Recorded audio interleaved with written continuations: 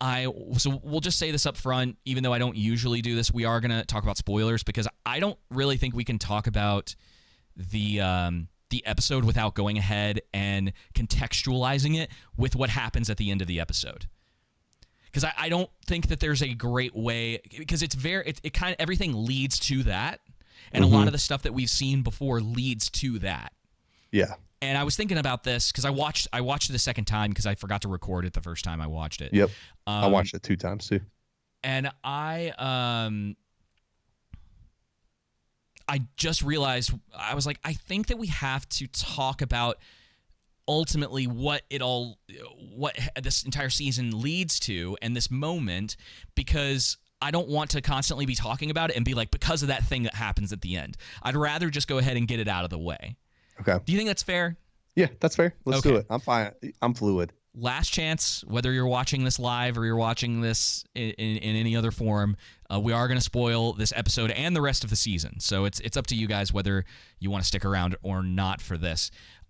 So at the end of this episode, sorry, there's a lot of characters in this. Luke, Yep, is killed. Yep. By Aemon and Vhagar. Yes. Yeah, Aemon and Vhagar. And it's wonderful spectacle. We talked about last week. That sucked, and we're going to talk about their spectacle moment from last week because I called it. They just ignore it.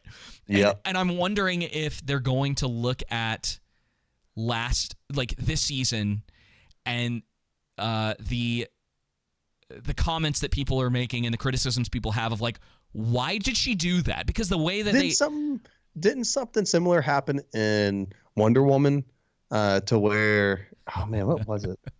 I feel like there was a big event that some kind of spectacle that happened that was similar, and the writers just completely ignored it. And I feel like with that scene in the last episode that it got through so many people, no one noticed it, and so now they're just like, I think the showrunners or a writer or director or someone came out and said, well, they don't matter, the people of King's Landing. So I just realized too that you're not coming up on the oh yeah, my video, is it?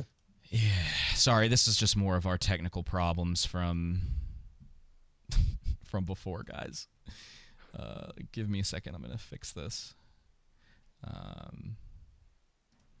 That guy, Todd in the troll room said that episode 10 should be called Size Matters. And I think that's spot on. And that was seeing their size difference, even though we already knew how big Vhagar was quite interesting. Oh, the scale in this episode is great. The scaling is way better in this show than in Rings of Power. Yeah. They try to scale the like Mount Doom or whatever and how far it is from did that town even have a name in the Southlands? Who cares? I think it was Tir Harad or something. Mordor, what eventually just becomes Mordor. Yeah, that mountain moves though. Mount Doom freaking moves in those episodes. I'm telling you, it keeps getting like closer. It's just sneaking closer and closer to the town.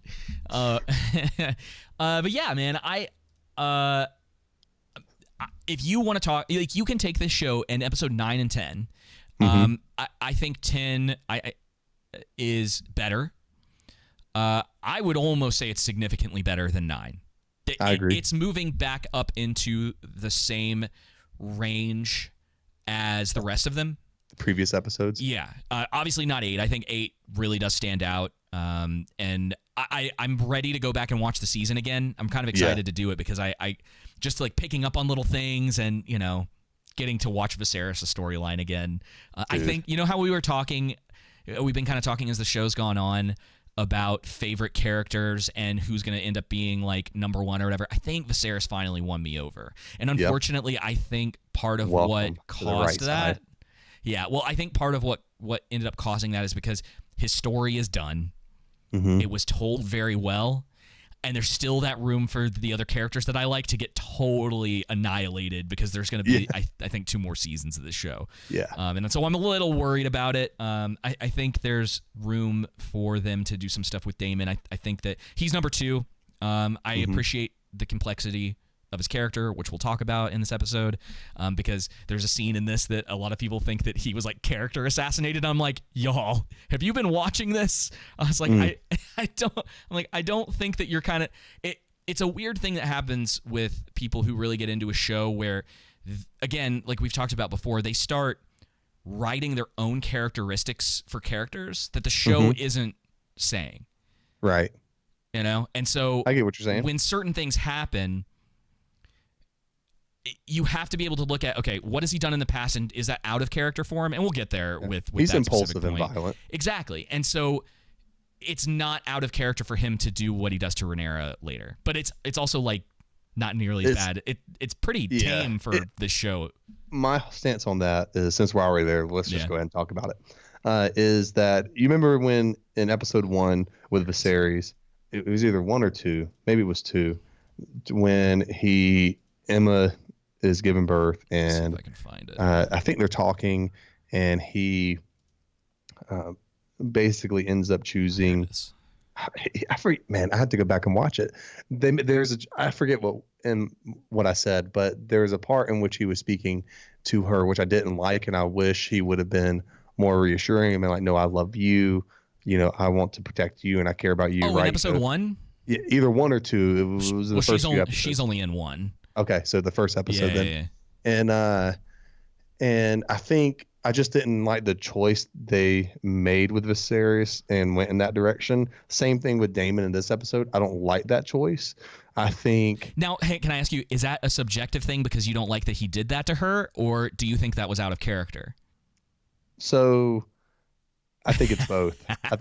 First off, it's subjective because I don't like it. It's the subjective one. Secondly, I think it's both because I understand where you're coming from. I understand the argument that he is impulsive and violent, but he is. But we haven't seen him be that way. And again, you can say it's character development. But with his family, have we? Not with blood, but he did murder his previous wife.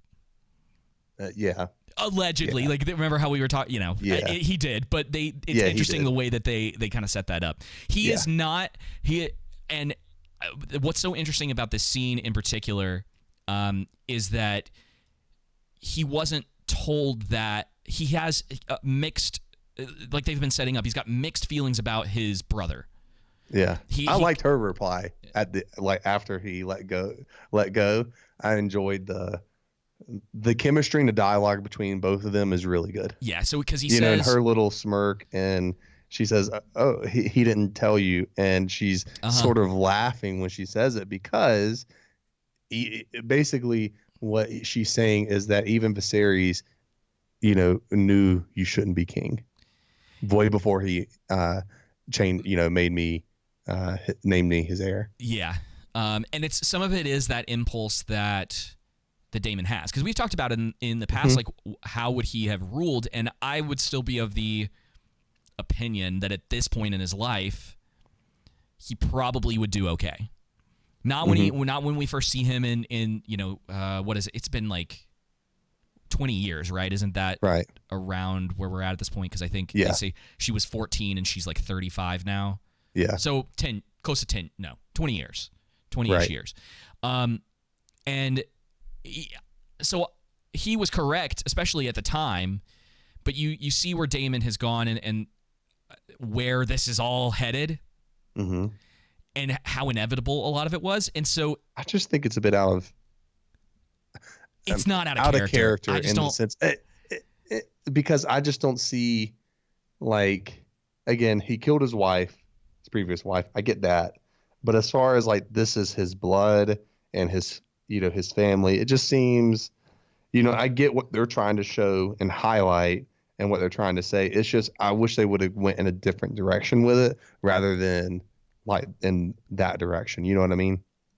I guess. I just think that it really, again, it's adding that's like he gets his buttons pushed and it's like he's choking her. He is. And he's not, you could almost argue that his anger, he's lashing out at her specifically because she's the person in front of him. Because you got to remember, he killed his previous wife. He got that message from his brother, which is what a lot of what this conversation is about anyway, and he almost beat that guy to death. Now, again, you're right, not family, but also like he doesn't he puts his hands around her throat. And then he doesn't just off. Pull his hands around her throat. He chokes her. Okay, he's choking her. Okay, I don't mean that he's not. Yeah, I know. I know. Yeah, sorry. But I just think it's again, I like the fact that Damon's done these sorry, Todd. Bad things. He chokes her. Okay, sorry, it's semantics. But he doesn't. I think it's again. I just don't like the direction. That direction with him.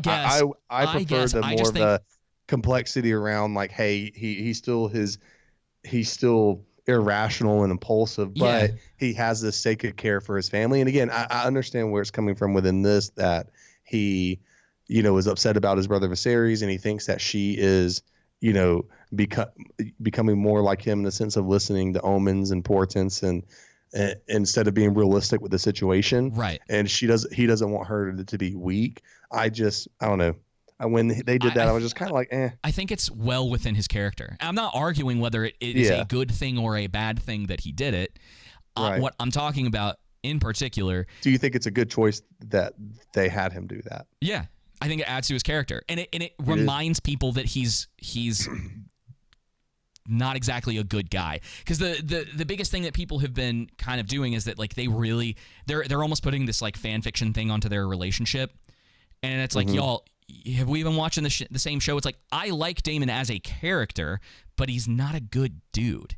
Yeah, he kills people and he hurts people to get his way, and this is just that being reflected in a stressful situation. Yeah, I don't know. I disagree. I don't like it. I think it's subjective, man. I think it's a difference between them going through the motions of like showing you the kind of character that he is versus, well, I don't like that he put his hands on her.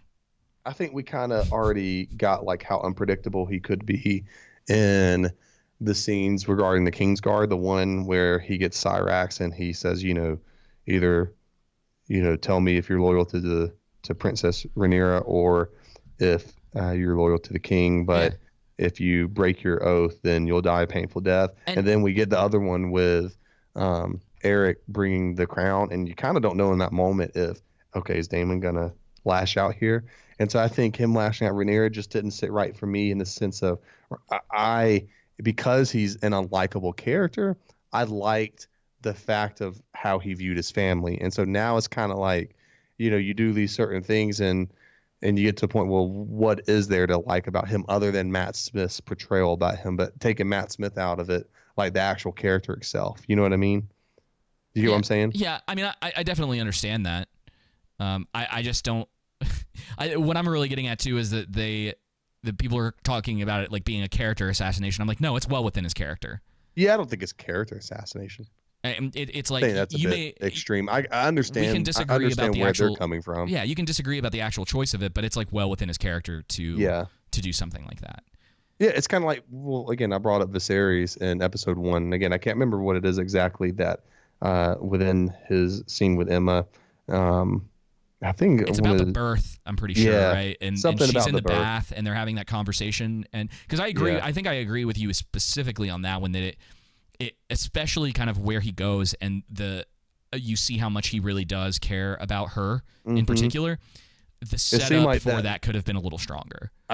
It came across to me that, hey, this is done for our feminist point, not because it's within the character, especially with the love that Emma ended up having. And that's kind of more so what I feel like with Daemon. Even though I see even that with Viserys and this with Daemon as being within their character, to me it's on the outskirts of the character to where you could, can you go that route? Yeah, you can. But I think I think there's a better choice not to go that route. Sure. All right. So we, all right. So again, with the knowledge now of what happens to Luke, I like the way that it kind of contextualizes everything about what happens in this episode and the previous.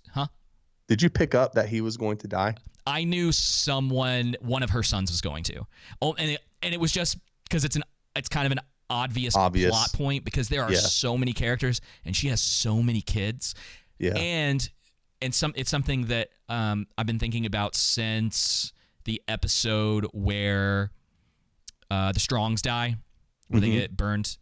There's a thing at the end of that, where it's Lucerys Strong, right? He's the only one that's left. He's talking about how children are sort of like the downfall of their parents. Larys is his name. Larys. Yeah. And he says that and so there's this concept within this show, like the running theme, that the children are kind of a burden on their parents, and it's something that happens a lot. And so you have the incident, and what's great is that the moment that happens at the end of this episode is a payoff for something that's happened 3 episodes ago in 7 when they're at the funeral. So you have the inciting incident where Aemon he loses an eye because of Luke. And you can even go further back and you see the progression of these kids playing jokes and being cruel to each other over the course of their lives, their early lives. Yep. And so what ends up happening is that, and you can see, and the reason, and again, we're not specific. Well, the showrunners kind of specifically tell you, but in the show itself, it's not specifically said, at least in this episode, that Aemon didn't mean to do that. But the look on his face tells you he didn't mean to do that. Not to mention you have they're very clear with the dragons losing. Both of the dragons lose control. And that goes back to Rhaenyra saying earlier in the episode too, before they die, that to Daemon that our dragons have never seen war, and so they don't know what to do. So the fact that they could lose, control. The fact that Aemon and Lucerys could lose control of their dragons is very within the realm of possibility in the sense of the fighting aspect. Aemon's dragon has seen combat. That's the difference. Vhagar has, because he's like 200 years old or something that's right. like that. So, and I can't remember. The Arax hasn't. Because I was reading. That's interesting. Then with Aemon losing control of Vhagar, that seems a bit odd. It's because Vhagar got attacked, and so the natural instinct. Got to think about it. He's an animal. Back. And he's massive, and he went too far. Yeah. And that's the thing, is that the idea that he was never his intention was to scare his nephew, not murder him, right? But that's what ultimately ends up happening, and it's a situation of Luke being kind of that. Again, he is one of those like pure characters, and we know what tends to happen to the characters who are like, honorable. I don't want this. And it's also funny because Luke is in sort of like an ironic way, like with the show, is that they've constantly like lifted up the women in the show as being the ones who are kind of like, well, I don't really want this for my life. And, talk about how like Alicent was forced into a marriage she may not have been 100% on board with, because Otto was like, hey, this is the best thing for you. And, Otto's always been kind of overbearing. And then the same thing with Viserys and Rhaenyra, even though he gave Rhaenyra the option, and she kind of screwed that up massively. And so it's like, okay, that's over. Like we're getting back in line. Luke doesn't have any control, and that's what happens in this scene where he's like, I don't want any of this. It's like, I don't want Storm's End. I get seasick even getting not Storm's End. Driftmark. Driftmark, yeah. And he's going through all this stuff, and she's like, well, it's your duty. This is what you're supposed to do. And so it's one of those things that's like, we've talked in the past, Rhaenyra is, of the two, if you were to stack the motherliness of both Rhaenyra and Alicent up, Rhaenyra definitely has the stronger claim. Yeah, to being a better mother. Yeah, but it's also one of those things that's like, it was, and her naivety in this episode definitely comes out. Yes, because in a lot of ways, and which I didn't really like that direction of her character. Oh, okay. Go ahead, though. No, I mean, like, I think it. No, explain yourself before I disagree. I think it works pretty well because she's never, again, she has also never seen war. She doesn't like, you got to remember, they're still building character. Like, these characters aren't complete. It's adding to them. Yeah. So why, like, you can see it as like, okay, why would she send her kids out? And for one, this happens in the book, so it's like you got to take it up with Yeah. the original, like it had to get to this point. And I would tend to agree that it was a situation of, if we're going to argue that it was a bad idea, or that like her character is still naive to a lot of these situations. Like, you got to think about what she's done over this season. She left King's Landing, bad move. Right. That causes this incident to happen. She's made choices in the past with like disobeying her father and putting herself in dangerous situations when she goes out to Dragonstone in like episode 2 or whatever to confront Having Daemon. sex with Kristen Cole. Yeah, the Kristen Cole situation. The stuff where she makes a lot of very selfish decisions, and then there is a bit like she's now, and again, that you could say is a running theme throughout the show, that these characters are naive because they have never been in a situation where combat is a real thing. And so what ends up happening with Luke is caused because of her actions. Because she clearly did not think that this was going to happen. She still believed in sort of the, what would you call it? The honorable nature of everyone around here, because that's what they're used to. It seemed a bit of a dumb decision to send especially your youngest son, but you're out of the two. Right. Young enough. You know what I mean? And, he's like 14, even Jace too, into a storm on your dragon to where you're not sure, or you shouldn't be sure if, you would think, oh, I'm sure, because she just told by Otto, like before that point, she's told by Otto that, that Stark and, the other two clans have already declared their support for the king. And so why wouldn't she assume that, did Aemon they? Because I don't think they know if Stark and Aaron have, and we don't find out that the Baratheons have until Luke shows up. I think he says that in that scene when they're on the bridge here in this episode. But no, yeah, so okay, well we can go there, because like, I need to we'll get past. Okay, we'll get there, but there's a lot to cover in here. We could stop there. I am I don't want any more birthing scenes next season. That's totally just like a subjective thing. And the one thing I appreciate about this is that they do, I don't know if you noticed, but the baby is like slightly deformed, and it's a lore thing with the Targaryens, because sometimes they come out with like dragon parts.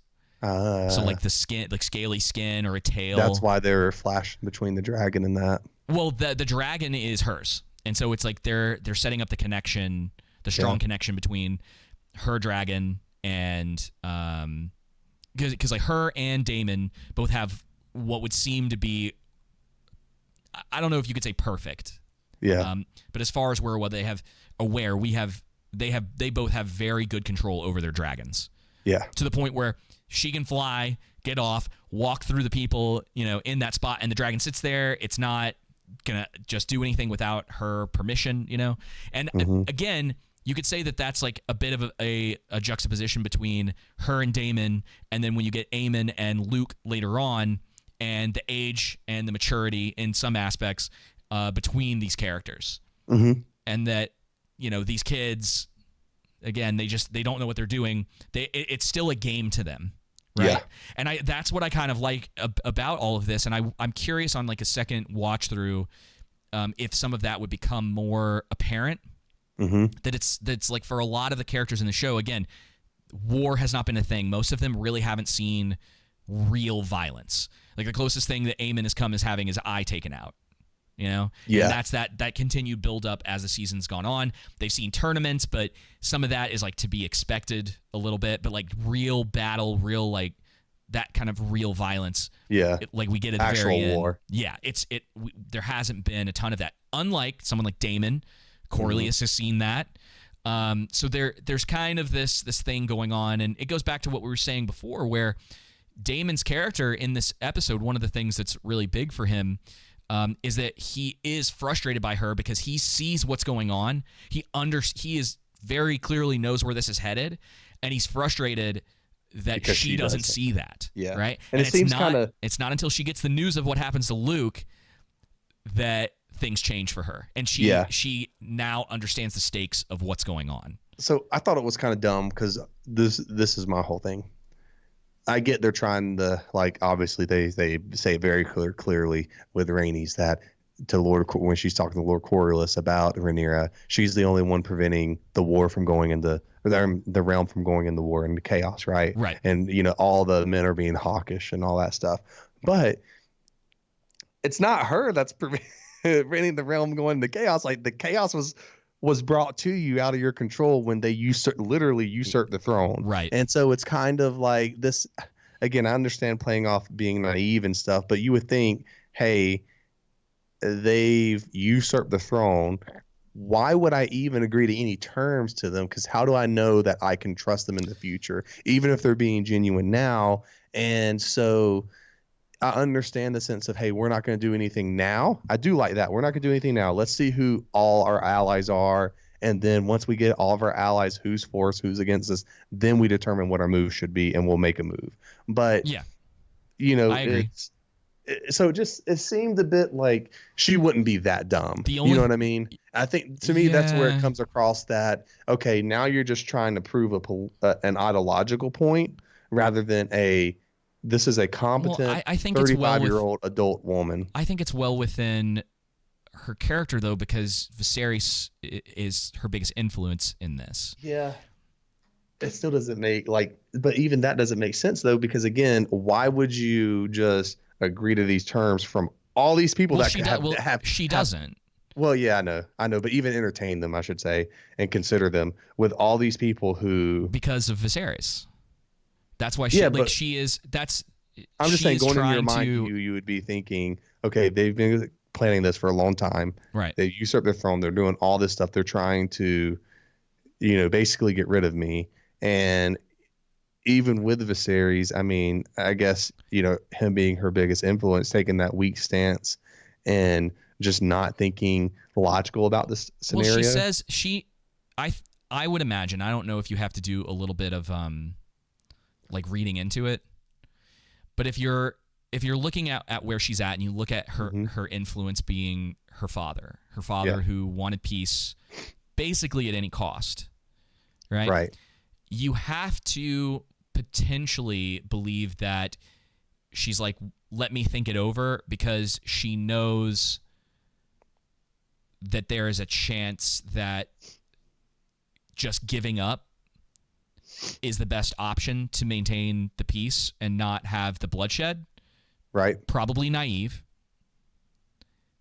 And Daemon, again, you want to talk about, like, Daemon and her are almost like foils in this episode, because they're both, she's kind of being naive in the aspect of, like, the realities of what's going on. Yeah, exactly. And but at the same time, knowing her influences, it does make sense for her character, which is why when Rhaenys, even though that's not, Rhaenys, I want to talk about her after this. Yeah, let's do it, because that kind of leads into that. I'm gonna get ahead to that spot where Corlys is. But yeah, I get what you're saying. Yeah, no, Rhaenys just completely ignoring what happened in the last episode and how everyone could easily paint them out as the villains, because just massacred thousands of innocent citizens. Yeah, she says something like, what does she say? I won't be the cause of the war or something in the beginning. And it's like, it's not my war to be part of, or the start. It's not my war to start. I'm like, lady, they're coming after your grandchildren. Like, yeah, you know what I mean? It just seems odd. She comes in. Man, where is this? Oh, well, there's this scene. We'll come back to that. It's in the beginning of the episode. Oh, okay, I must have missed it.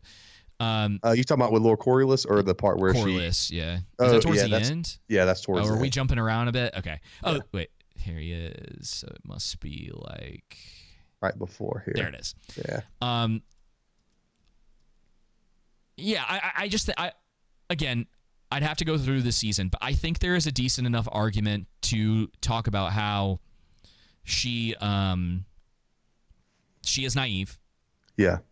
We get that with the Kristen Cole stuff that happens with her and him. She's not, neither of them are kind of paying attention to the other, right? He's like love struck. she's kind of about duty. Right. Doesn't understand what she's doing to him. She's impulsive in a lot of ways, which I think we'll see again. But again, like she's never. That's the thing that's got to be the kind of sticking block for a lot of where this season is that most of the people in this show who are now being thrust into a civil war have never seen combat before. They've never had to make the decision to like send people to war. And she makes that pretty clear when they're at the table. She's like, I want to know who my allies are before I send them into battle. And so she's taking sort of the passive stance, because I imagine that's probably what Viserys would have done as well, pushed into a situation like that. At least that's what the show seems to be telling us. Yeah. Now you can definitely say that you don't like that was the way that they decided to write her character in this. Mm-hmm. But it's something that to me, at the very least, it makes sense. Right. Okay. I'll just leave it there. Okay. But yeah, so this they are butchering Rhaenys' character these last two episodes. The writer, dude, I had heard that the writers didn't even realize what they did, making her bust through that thing and kill all those civilians. Yeah, and it's so frustrating because it's just like, oh no, all those people don't matter. All of a sudden, and you're like, why? What they matter? And then her answer for not killing everyone who usurped the throne, right, is that, it's not my war to start. It's like, lady, you started it through the dragon pit. It could have easily have killed someone. You killed citizens of King's Landing. You'd think that would be a start.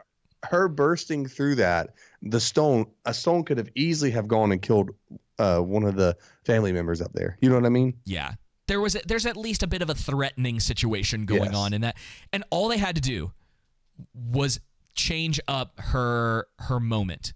Yep. Have her like take out a couple guards or something because they're there, and make her life maybe in a little more peril because they find out she's missing, and they're like, well, we just need to, you could set it up so that her life is threatened by being in the situation, so she has to fight if that's the case.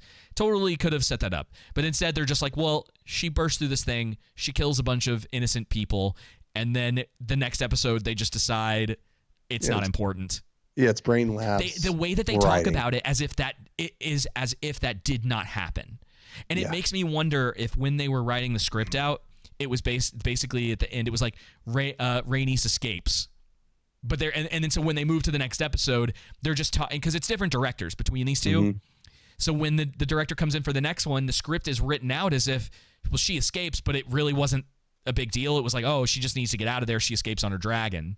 Rather than she busts through the bottom of the dragon pit, killing people on the way out in this like spectacle moment, and then flies away. Yeah. Ruined it for me. Quite a bit. Yeah, no, I definitely understand that. That was a big. It sucks that really the only issue that I I'm trying to think. There's some things that they just don't answer, that they just move along with. Like when again with Kristen Cole, I brought his plot point up with Night of the Kisses, and then freaking old dude in that one episode before last. Yeah, and the thing is it's like one time I'm like, all right, that's weird. It's like there's some ways that you can kind of explain it, but the more that it's been going on throughout the season, where these like random people are being killed and they're just like, oh, whatever. Yeah, you're kind of like, y'all, is this gonna? It's like, please don't make this a habit. Yeah, right. Please don't make it a habit of like the actions of characters don't have consequences, because that's kind of a problem with the way that the show is set up. No, I agree. Those things should, at the very least, they need to be discussed. Which again, that's my biggest issue with this episode, which is a little annoying because it's not even this episode's fault.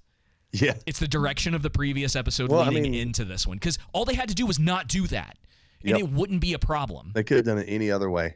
And if you just like headcanon it away and you're like, no, she flew away. This whole episode, for the most part, it runs. The only other issue I have is that, again, I think that they've sped up a little too quick in these last 2 episodes.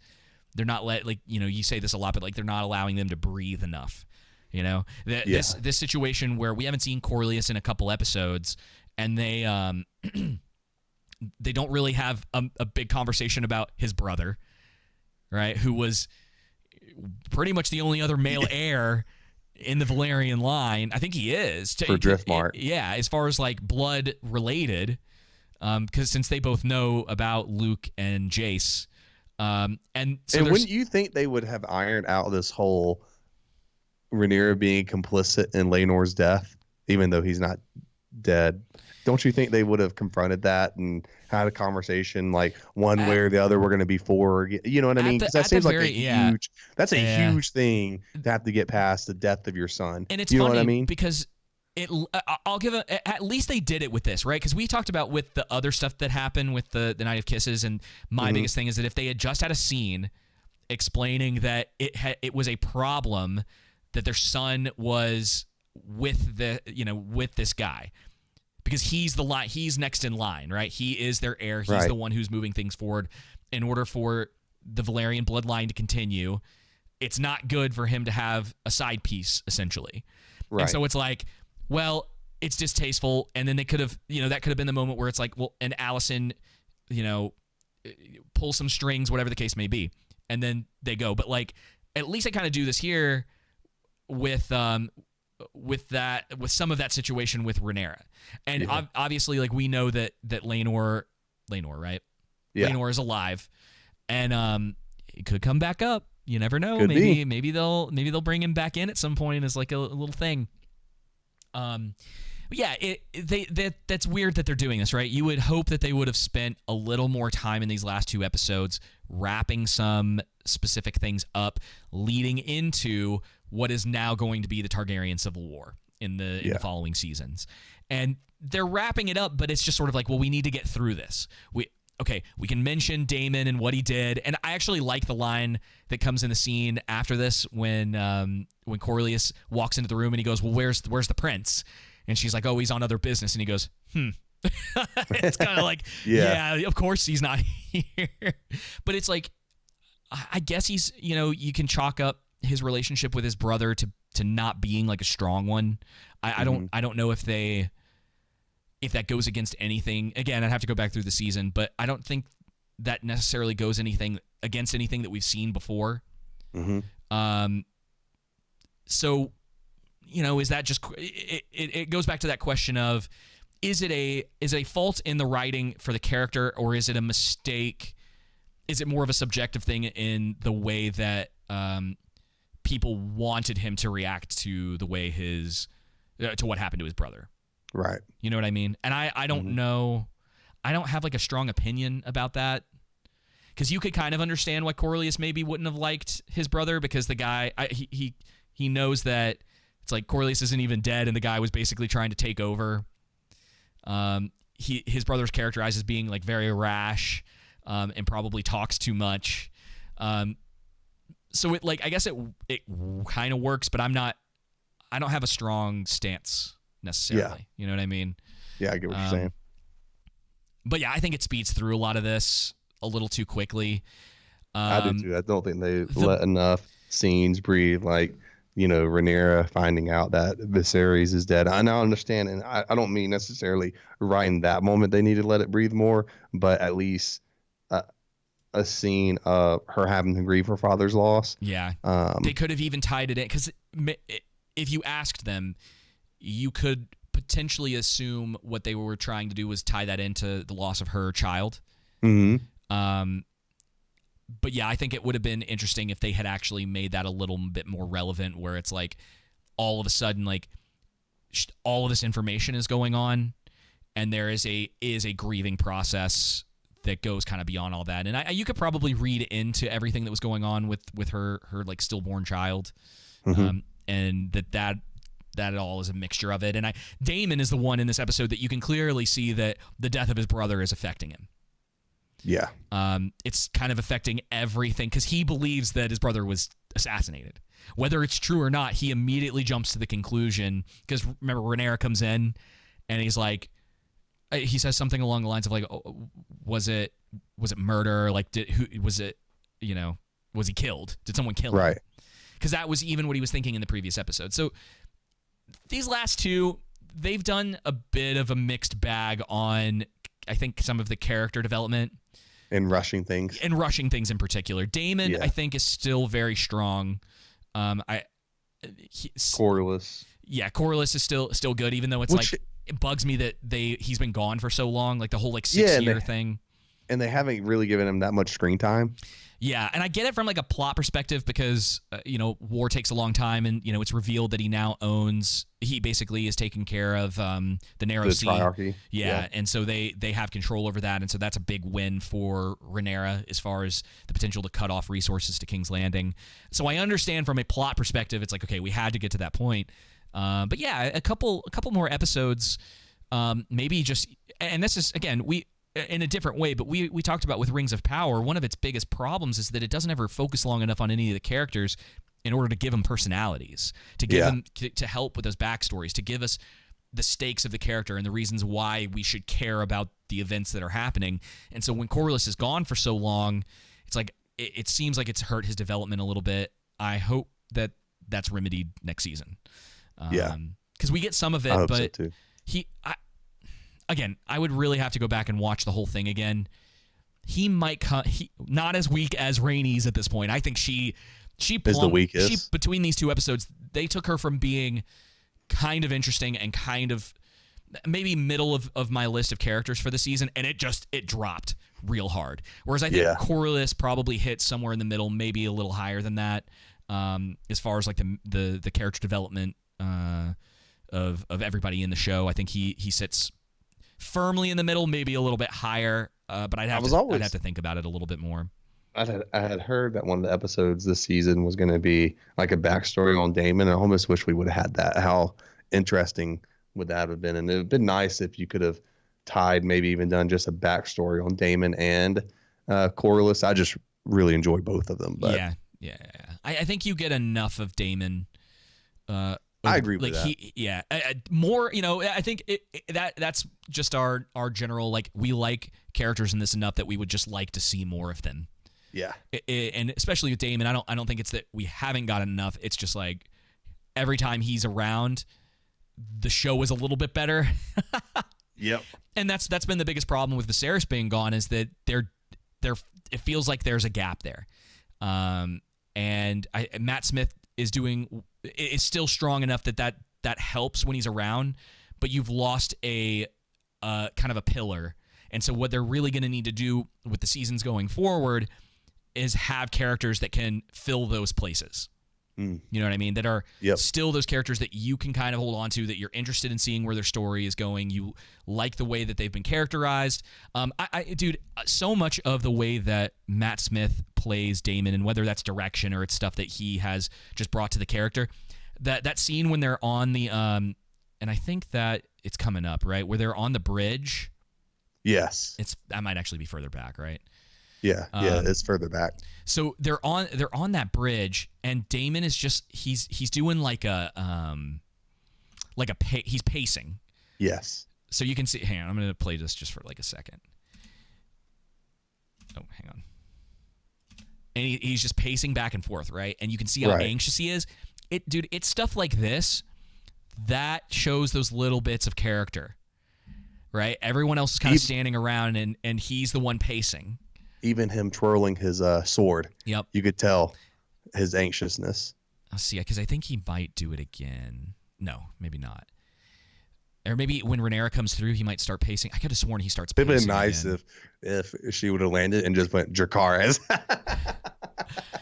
It just burned them off. That's the funniest thing about the show too, is that I think that our desire for certain things to happen, it's like when, even though the Eagles argument is really dumb, like we've talked about before, it's like if the Eagles just flew the ring to Mordor, if that was feasible, within Lord of the Rings, it makes for a boring show. It's like it feeds that like desire for like that bloodlust almost in the show, where it's like, It would have yes, but it then would it's have been like, kind of nice to see her act kind of brash, take on like a bit of the characteristics from Damon, and just do something, even if it wasn't just murdering all of them.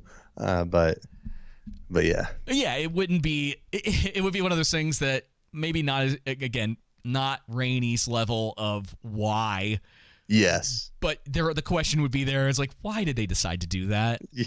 You know. But yeah, man, I really I was so go ahead. What are your overall thoughts about the episode? Overall, like I said before, strong compared to the previous episode. I'd have to watch them all again. I mean, man, this show's been on for 10 weeks. Yeah. And so George R. R. Martin's talking about he wants like 13 episode seasons and 5 seasons. I'm like, bro, 10 is a sweet spot.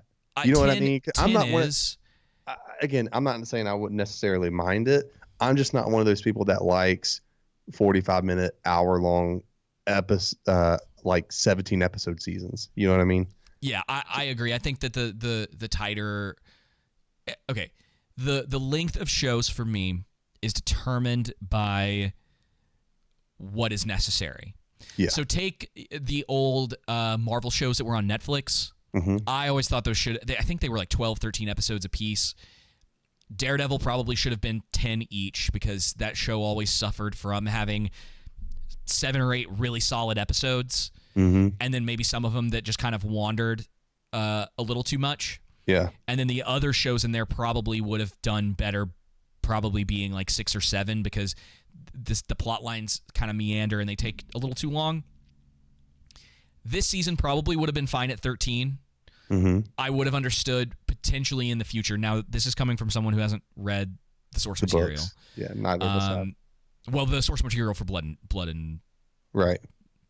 Ice and Blood, Fire and Blood, and Fire and Thunder. Blood, Fire and Blood, Love and Thunder. I think this season could have done with a couple extra episodes. Maybe not 13. I don't want to like sit on like a solid number. You know what I mean? Yeah. But if it seems that there was some stuff that a couple extra episodes could have helped with. Just a little bit of extra character development, being able to, because it is dude, it's annoying looking back on certain instances, like you said with the Night of Kisses, that that they just never talk about it again. Like, none of them. No one really, and it's not even a situation of where Kristen Cole is in a position where them not talking about it makes sense because he has authority, right? Like he works for the realm, essentially. Like he works for the good of the king. And so it's a weird situation that it's never brought up. Like he and Alicent haven't talked about it. That no one really cares. It's like they did that kind of for the spectacle. It's like you can kind of understand in some ways why it works, but it's like, why are we not resolving these things that you were bringing in to try to get the audience to stay gripped to the show? And it culminates with Rhaenys in that episode, where it's like they just it's almost worse that not only did that situation happen, but they're pretending like it didn't. It didn't happen. Everyone kind of, like, at the very least, at least Kristen Cole's character kind of transforms, and people like that are watching the show like can't stand the guy. So there's enough there that you're like, all right, like one time not great, and then in he kills the guy in the council room, and you're like, okay, really? Like, why are we doing this again? And then with that situation, it's like it's just worse because instead of 100% ignoring it, right? They're just pretending like it doesn't exist. And I think that's from a you could almost say a plot hole, but it seems like there was some miscommunication. Yeah. There. But with this episode, overall solid, pacing issues for sure, and the continuation of the Rhaenys plot brings it down, even though it seems like it's like I want to defend the episode Yeah. from episode 9. You know what I mean? I like the episode. I think it's good, but it missed that kind of. I guess because it's probably because I expected Luke dying. Like in the beginning, in the first scene, I was like, oh, they really do. He's probably gonna die. They and focus then, enough on him that makes you like, think that he might be the middle one. through the way, I was like, oh yeah, he's dying. Yeah. And so it's, I guess because I was already, yep, okay, that happened. It was like it wasn't that that I needed for the 10th episode, and so it kind of it's like it's all right, it's a good episode, but not as I expected a bit more.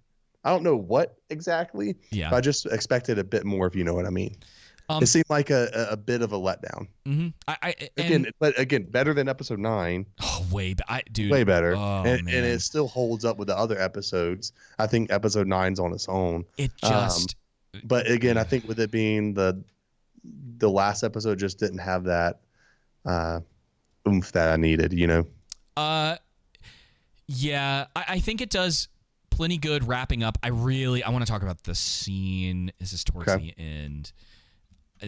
It's Damon stuff. I think he, as far as like characters are concerned, where we're at now, he is very strong. And I hope my hope is that some of the characters like Jace and his soon-to-be wife, whose name I can't remember, and then because there's so many characters in this, it's hard to remember everybody's names. But Jason, Bela, I think is Bela, and I don't remember. Yeah. Luke.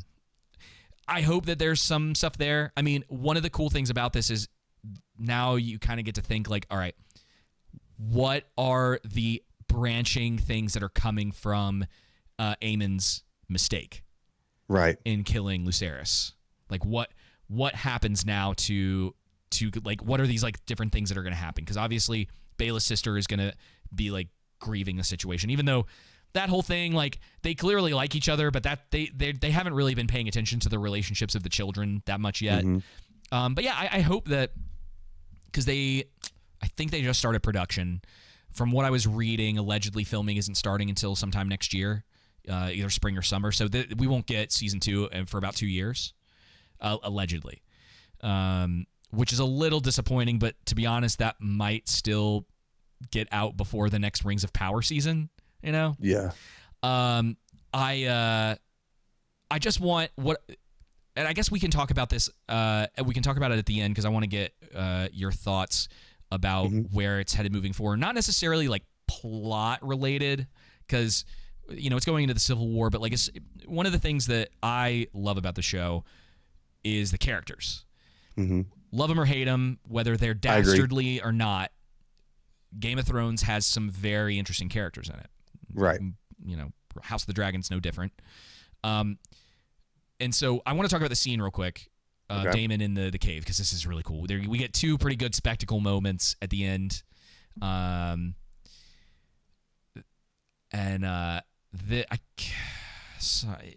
Forgive me for not remembering the name of the dragon, because they don't mention it in the show, and I was reading some stuff. Smoke or something. Where they were talking about Schmogue. This is the dragon of the previous king, so before Viserys. Jaehaerys, King Jaehaerys. This is his dragon. Oh, that's his dragon. That's King his dragon. Jaehaerys? Yeah. Nice. And something that he's seen battle then. He is pretty old, if I remember. So the potential for that to be the case. Yeah. And so the theory / some of the people who actually have read the book is that Daemon is doing this for potentially a specific daughter who does not currently have a dragon. That's at least what I was kind of picking up, because I haven't seen anybody explicitly say it. But one of the other things that's interesting is, and this is kind of a callback to like original Game of Thrones, is that Dany had 3 dragons. She only ever rode one of them that I'm aware of. And so the Targaryens having dragons, they don't necessarily have to be riding them to have them for battle. And so the potential bond between the Targaryens and multiple dragons it's canonical. Like it's something that can happen. So it's really cool. I love the design. So you think that he's going to, or people think that this dragon's going to be for one of his daughters? Yes, not for it's not Bela, because I think Bela has the younger one. Yes, I think she's the one that doesn't. It's hard to remember. it's I either thought he was going to try and yeah, take it for himself because yeah. I was kind of thinking that, because he realizes that Vagar is so huge that he needs a bigger dragon. Yep. Which is also a possibility.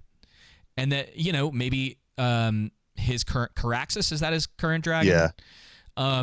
Maybe Caraxes will go to his daughter. I mean, there's all sorts of things that they could end up doing with this. Dude, I think the dragons look great in this episode. They definitely pushed the budget for some of the effects in this episode more so than in past episodes. And obviously it's the last one. It makes sense that they might want to do that. Really into the design, like the crooked, like sharp teeth or whatever. He's got like the scar on his nose. So I think it's a good call on your part that this dragon has probably seen battle. And that's where they leave it. And, we've talked before about like mysteries or like cliffhangers, and it's a good cliffhanger. It leaves you kind of wondering what's going to happen. The first few episodes of, next season probably open up with, her or them, trying to retain the alliances of Stark and Aaron. And yeah, we'll get Aaron and Stark is probably going to be at least for half the season. And again, that's something that I can't wait for, is because I really like the political intrigue of like, okay, and this is happening. Where are you going to stand? What's going to get you guys, involved in this? It's nice that they didn't just shoehorn Winterfell into the season as a callback. Hey, remember this in Game of Thrones? You know what I mean? And that it's going to come next season in a way that makes sense in the story. Mm-hmm. We were talking about scale before, so this is one of the things that you kind of get this. You get an example of that where Luke is coming in on his dragon. You kind of get this idea of like how big the dragon is compared to people. Mm-hmm. And then saying like Luke is, now the dragon is down a little bit right here. Yeah. But then you get this shot of Vagar. Freaking Godzilla over there. I mean, literally. I mean, look. So here's his dragon, Araxis. Is that right? Or Arax, yeah. Anthrax, whatever. And here's Vagar towering. This thing's in the courtyard, and here he is in the background. And it's just, again, when you do spectacle, when you do these really cool moments, this is how you do it. It's very good. It's very good. Yeah, it is. Especially that one shot where Vagar flying over them when he leaves. You know what I mean? After he leaves here, that was a good scaling shot to show the size differential again. Excuse me. And so Luke comes in. He's talking to the old dude, Baratheon, whose father can't read. Yeah. That's a nice little thing too, right? Because they let that play out or whatever. He asked for the maester to read it to him. These are those little things, man. Like, you just doing things like this for characters or whatever, where it's like, all right, the Baratheons, he's the head of the house. All this stuff is like, oh, but he can't read. And so he has to get the maester to read for him or whatever. It's like, great. It's just little character sprinkles. Like, yeah, I love it. It's a great moment too, because we know exactly what, again, the show is great at showing us certain things, and exactly what's going through Luke's mind when he sees Vagar. Aemon. Yeah. Yeah, and Vagar. And then when he comes in and Aemon is there, he essentially, it's one of the, excuse me. Essentially what happens is that he reads the note, says, he's like, well, the king, right, has offered in exchange for Aemon to marry one of my daughters that I would give him the Bannerman, and you come with nothing.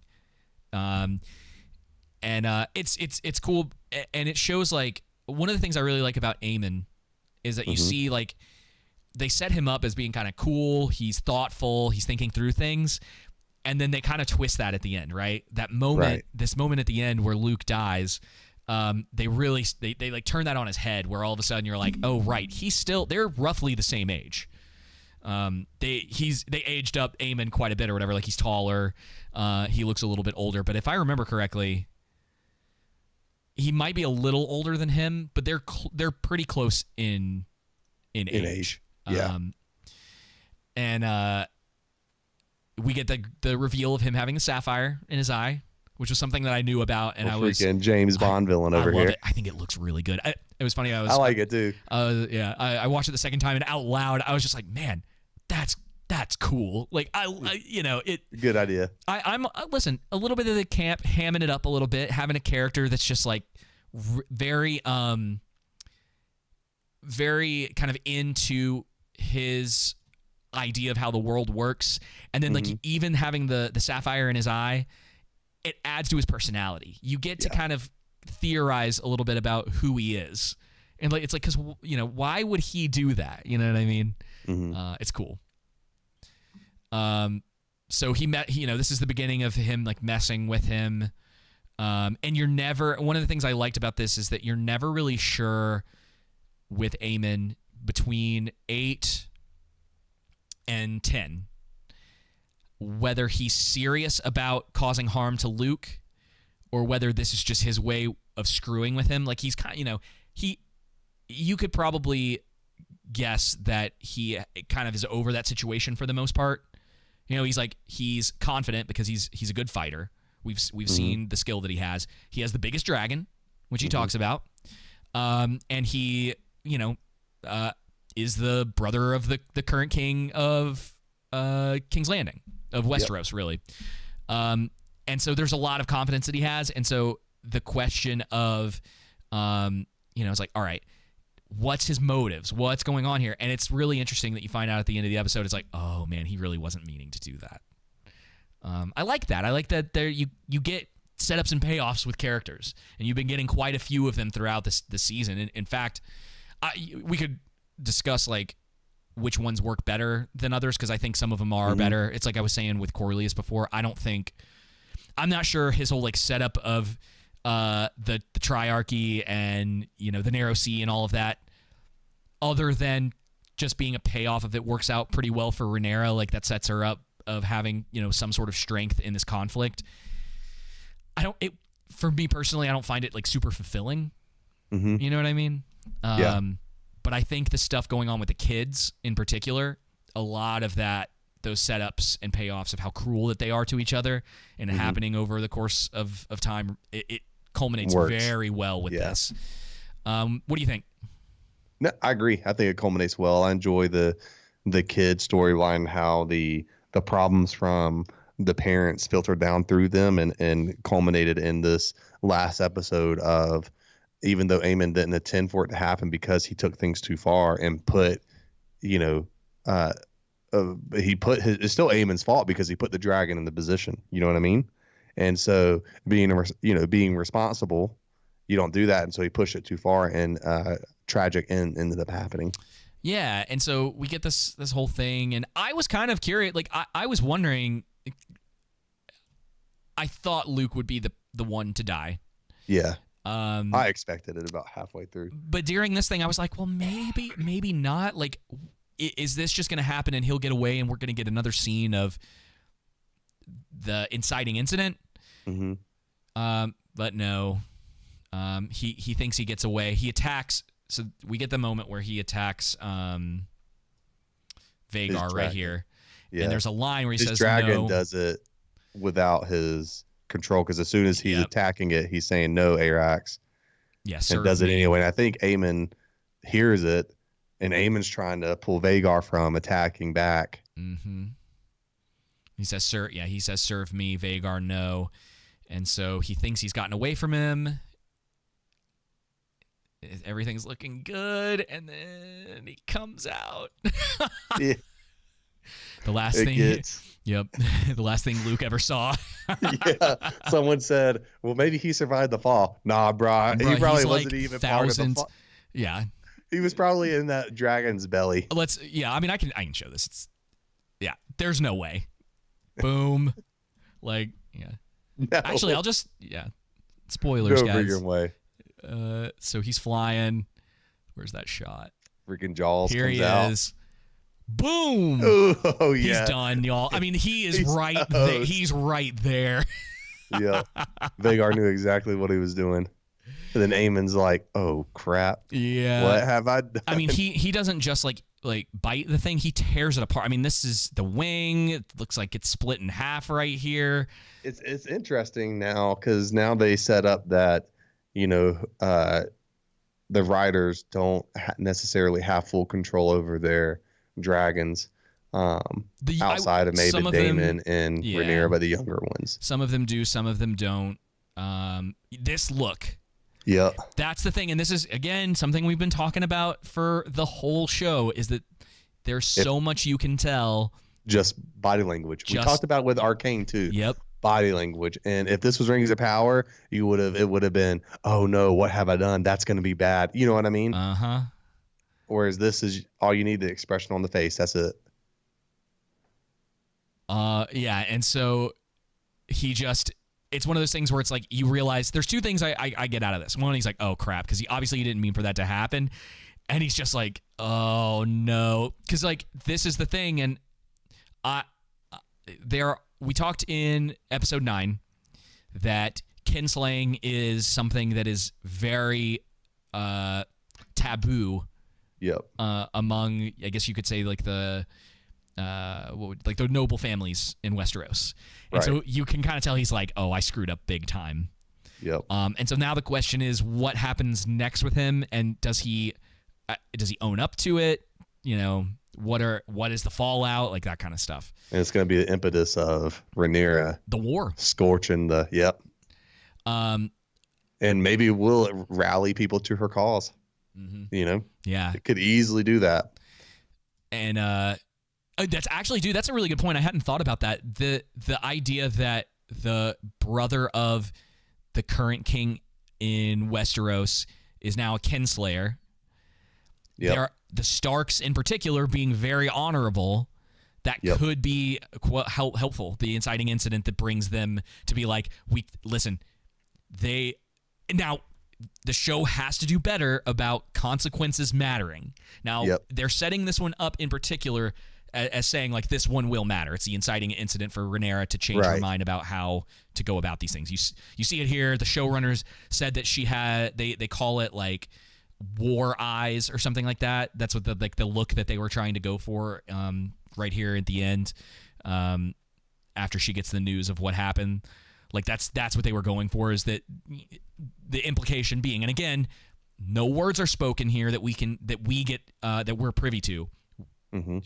Her look alone tells you she's changed her mind about this. Yep. Things are going to be different from here on out. Much more competent. Yeah. Directing and potentially, showrunner. Yeah. And we're going to see that.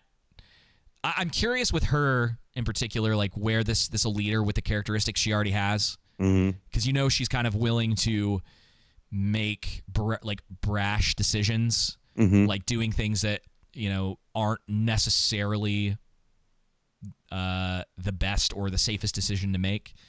Her whole relationship early on with Daemon in the early episodes, it's like, what are you doing? Like, even her relationship with Kristen Cole, like all of the different stuff that she's chosen to do. It's hurt people, and so I'm curious where they're gonna take her, because they've been writing this line with her, and they do it with Alicent a little bit, but not as much. Where it's like she is kind of the main character of the show, but are they going to give her the descent that makes sense for these characters, kind of in the way that Alicent seems to be headed in that direction as well? It's like, are they going to try to justify her a little bit more and prop her up as a little bit more heroic? I don't know. It'll be interesting to see what they decide to do with the second season. Yeah. Okay. Two things. Okay. What thoughts, hopes for the next season, character-wise, things that you would like to see based on what we've gotten so far? And are you recommending the season? Yes, to your second question. Okay. Oh man, but that's hard because you don't know how the second season is going to be. I know. I can't do it right now. I take that back. I can't do it right now. What I would say if someone asked me is, I like the first season, but I can't recommend you invest your time in it until the series is completed, just because of how Game of Thrones ended. It is a great. I think the season 1 is great. Personally, that's what I would put up there. Probably one of the best opening seasons of a show I've seen. Now, again, I don't think it's better than season 1 of Game of Thrones and everything, but it's up there as being a great opening season. Now, as far as my hopes for the second season, man, I guess seeing Kragen Stark and Winterfell and Arryn, seeing if you know that Aemon, well, Vagar killing Lucerys, seeing if that rallies people to support Rhaenyra's cause, Mm-hmm. if she's going to become more of that, not being a mad queen type, but kind of more impulsive like Daemon is, more brash, more willing to do things that she believes is necessary. I'm interested to see with Daemon what's going to happen with the dragon from Jacaerys. Is it going to be his new dragon? Yeah. Is he going to? How in battle is he going to be leading? I'm interested to see Aegon actually and him being king. Are they going to make him a more not good but competent king? Are they going to give him aspects to his character that are good qualities? Is he going to be a good fighter? Is he going to make to him reasonable decisions while still being this whole evil person? You know what I mean? Yeah. Uh,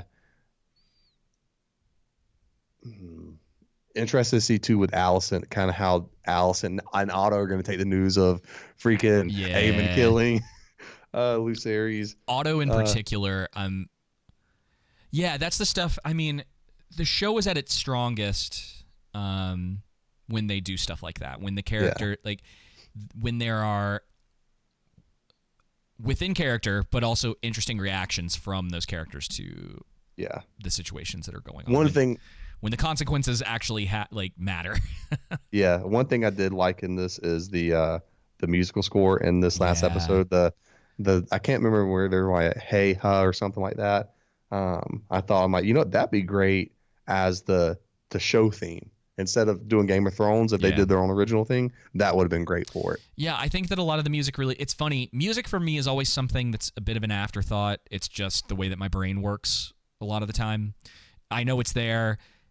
I know that it's bad when it stands out, but if it's fine or whatever, I don't always notice.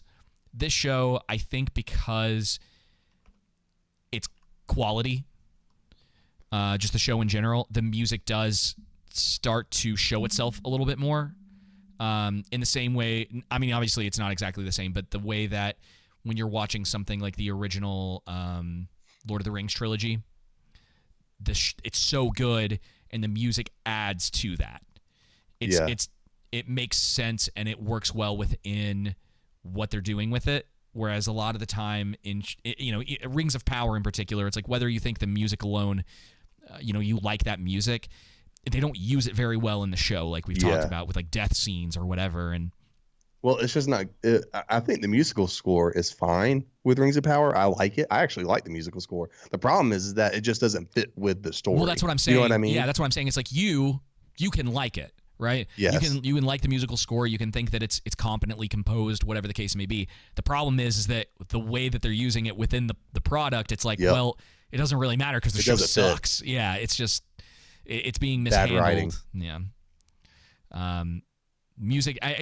There's a great Your Movie Sucks. He did the Lion King thing, right? That I sent to you that one time. He does a great breakdown in that about why music matters and why certain swells in the music or low points in music, why they're important for scenes. It's more than anything I could ever tell you because music is just not my forte. Right. But it's man, I like that. I guess really the thing I'm again just always looking for more of is the political intrigue that now that they're going to war, how's that going to play out? What are going to be the things that they do where characters are making moves to try to get the upper hand? What choices are going to be made that are going to be the downfall of certain characters? I guarantee we'll get some traitors along the way. Some, just different things like that. Moving forward, I really hope that Aemon and Kristen Cole get more time together. Like they get paired up in the show more. just because of their personalities, and hopefully, just make up for the lack of recognition of the consequences in season 1. Yes. Just a bare minimum, give us a couple conversations that deal with that. That give us the we could discuss then if the explanations or the way that they handle it are good. Let's do that, though. We need some sort of recognition that Rhaenys murdered a bunch of innocent people, and that give us something for the Kristen Cole thing. Yes. Some sort of just like he gets brought up in a conversation with Corlys.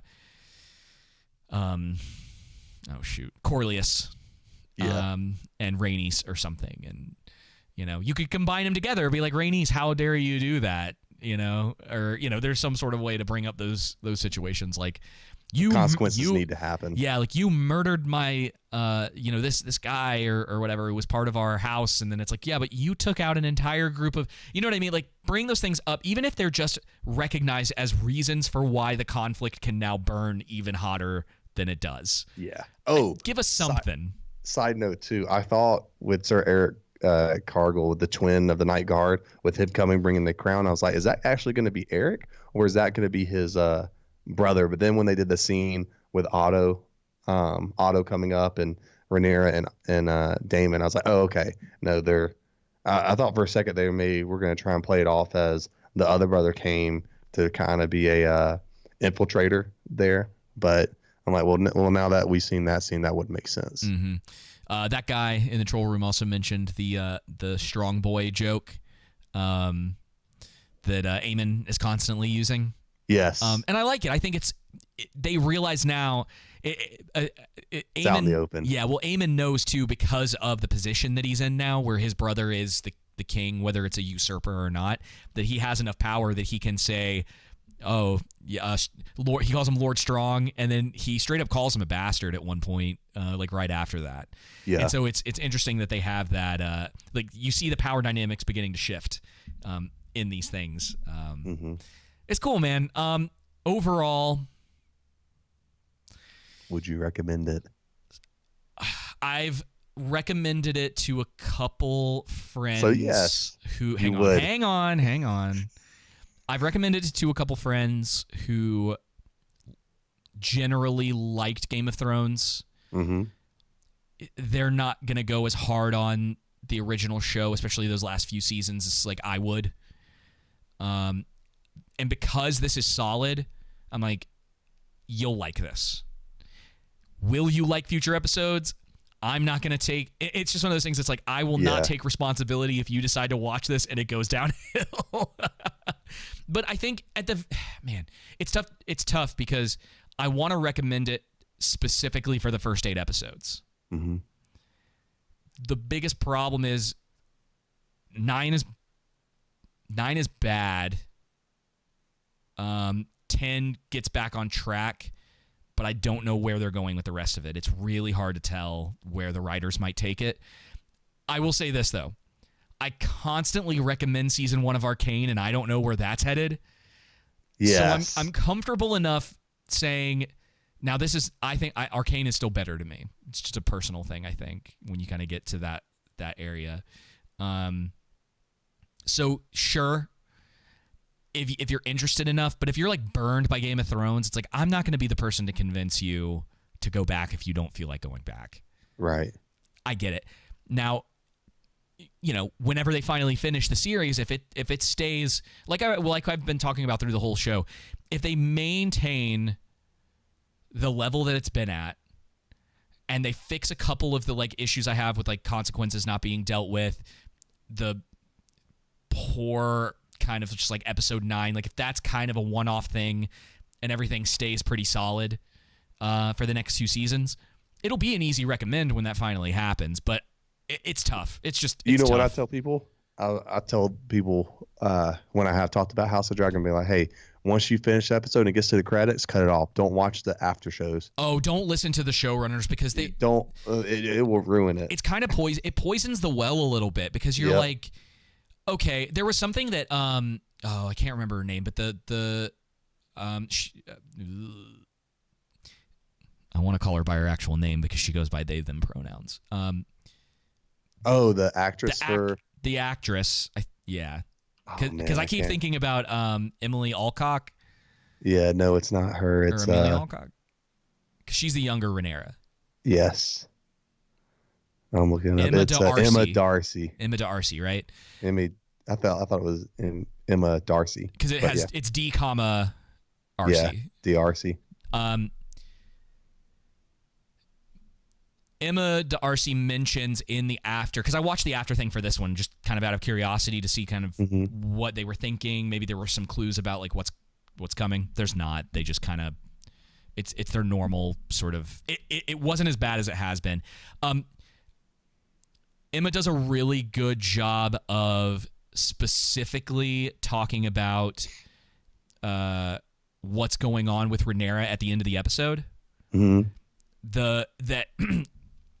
A lot of that Rhaenyra's going through a lot of loss, that she has lost family, she's lost lovers, but she seemingly doesn't really understand real loss until her child is killed. And the way she was kind of explaining it, I was like, dang. I was like, okay, I'm kind of on board. I was like, Emma D'Arcy has said some kind of bonkers things, from like our perspective about playing, like, oh, I'm really good at playing female roles. And you're like, Yeah. well, yeah. But how we won't get into that tonight. But in that moment, I was kind of like, I don't know if someone told you to say that. That was kind of on point.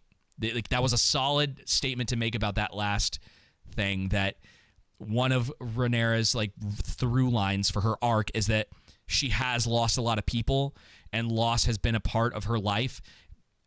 But the inciting change for her is like when her child has now been taken away from her, like something snaps in her. Like she now sees the world in a different way. And it's cool. And I can appreciate that. Again, when we talk about it, it's like people can completely get behind essentially like the murder of a child changing your personality or changing certain ways that you see the world that maybe you weren't looking at before. And that like the danger and the stakes essentially of what's going down in all of this. So it'll be interesting to see how that potentially affects Rhaenyra's character moving forward.